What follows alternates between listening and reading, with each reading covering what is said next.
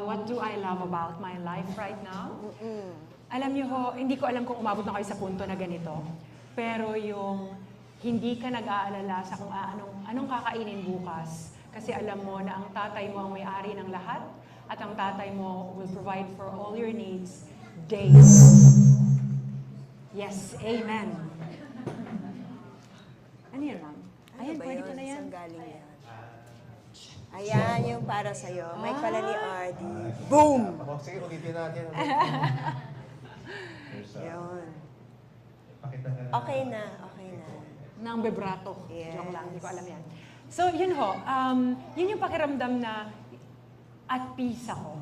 At peace ako dahil alam ko na ang buhay ko ngayon ay hawak na ng tatay ko. So, of course, there are times, there are moments na parang lumaki ho kasi ako na ang briefing ay pag alam mo na pag maliit na problema, wag mo nang idulog sa Panginoon. Gawan mo na ng paraan kasi istorbohin mo pa si God, ang dami niyang ginagawa. so parang lumaki ho ako na gano'n na pag may maliit na problema, gawan mo na ng paraan. Tapos yung malalaking problema, yun lang ang itatakbo mo sa Panginoon. Pero hindi pala gano'n yun. Tatay ko kayo, alam niyo yung pakiramdam na yung anak ay lalapit sa'yo, kay maliit o malaki. And the joy of, being that father na yung anak mo ay dependent sa'yo, masarap. So yun ho, yun ma'am that's what I really love about my life right now.